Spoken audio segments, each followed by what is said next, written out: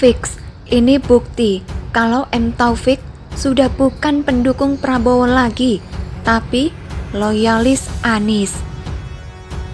Eksisnya Partai Gerindra saat ini tidak lepas dari tangan dingin salah seorang kadernya M. Taufik. Dialah yang membangun Gerindra DKI dari bawah. Dari saat partai itu mulai berdiri, sampai sekarang punya 19 kursi legislatif di DPRD DKI. Karena begitu besar jasanya terhadap Gerindra tersebut, beberapa jabatan prestisius pun diamanahkan oleh Prabowo kepadanya, mulai dari Ketua DPD Gerindra DKI Jakarta hingga Wakil Ketua DPRD DKI. Tidak hanya sekali, tapi 2 kali Taufik duduk jadi Wakil Ketua Dewan itu. Jadi bisa dibilang Taufik ini orang sakti. Dia pernah masuk penjara karena korupsi logistik pemilu, tapi noda hitam itu tidak menyurutkan karir politiknya sama sekali. Terbukti ia terpilih jadi anggota dewan 2 kali berturut-turut dan jadi wakil ketua DPRD pula. Selain itu, jangan salah-salah loh, saat Jokowi jadi presiden dan Ahok naik jadi gubernur DKI dulu, si Taufik ini yang diusulkan menjadi cawagup Ahok. Hanya saja tidak mendapat restu dari PDIP. Tidak ada angin, tidak ada hujan. Tiba-tiba kakak kandung M. Sanusi itu dipecat dari kursi wakil ketua DPRD DKI oleh Prabowo. Yang menggantikannya adalah Rani Mauliani yang notabene adik ipar wakil ketua DPR fraksi Gerindra, Sufmi Dasko Ahmad. Uniknya, Taufik sama sekali tidak mau menjelaskan alasan pencopotannya itu. Ketika ditanya, jawabannya pun sangat normatif, yakni tidak mempermasalahkan dirinya digeser dari kursi wakil ketua DPRD DKI.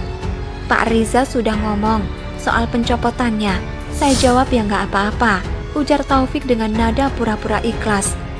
Hati-hati loh, ntar kena post power syndrome, baru tahu rasa. Kalau Taufik tidak mau menceritakan alasan pemecatannya tersebut, lantas apa yang sebenarnya terjadi? Karena itu bukan yang pertama loh, jabatannya dipreteli oleh Gerindra. Sebelumnya, posisinya sebagai Ketua DPD Gerindra DKI juga digeser oleh Prabowo dan digantikan dengan Riza Patria.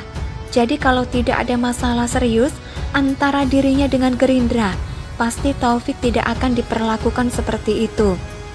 Lalu apa masalah serius itu? Bisa dibilang si Taufik ini berkhianat. Ia yang dibina oleh Prabowo, dibesarkan oleh mantan Danjen Kopassus itu lewat Partai Gerindra. Di Pilpres 2024 malah mendukung Anies. Memang Anies belum tentu nyalon, tapi melihat dari tanda-tanda alam yang ada, Taufik sekarang sudah saja di relawannya, bukan lagi loyalis Prabowo. Mau bukti? Pada Februari 2022 lalu, ia seperti tanpa bersalah mendoakan agar Anies terpilih jadi presiden 2024. Padahal kita tahu sendiri bahwa Prabowo mau nyapres lagi. Yang artinya apa? Ketika Taufik mendoakan Anies jadi presiden, itu sama saja dengan dia mendoakan Prabowo kalah lagi Ferguson. Karena di Indonesia ini jabatan presiden hanya satu, tidak lebih dari itu. Lain ceritanya kalau Taufik misalnya mendoakan Anies jadi presiden PKS. Kalau sudah seperti ini, sebenarnya lebih baik Taufik mengundurkan diri saja dari Gerindra untuk menyelamatkan harga dirinya. Karena jelas-jelas di partai berlambang burung Garuda itu, ia sudah tidak dihargai lagi. Sampai-sampai salah seorang elit partai tersebut, Desmond J. Mahesa, mengusirnya secara terang-terangan. Saya support dia, M. Taufik pindah ke Nasdem. Saya support, memang tidak berguna juga dia di Gerindra, ujar Desmond. Memang kalau dilihat secara seksama, kelebihan si Anies ini mampu memanfaatkan uang negara untuk menggalang dukung. Ia loyal alias tidak pelit, mengeluarkan duit kepada siapapun. Cuma duit yang dikeluarkan tersebut bukan dari kantong pribadinya, melainkan dari APBD DKI. Lihat saja dana hibah untuk Ormas tahun ini mencapai 352 miliar rupiah. Begitupun dengan anggaran gaji dan tunjangan untuk DPRD DKI 2022, naik 26,42 miliar rupiah. Dari yang awalnya 150,94 miliar rupiah 2021 menjadi 177,37 miliar rupiah 2022. Kepala daerah yang model menghambur-hamburkan anggaran beginian yang M. Taufik demen banget. Artikel ini ditulis oleh Ferry Padli di siwar.com. Bagaimana menurut pendapat Anda?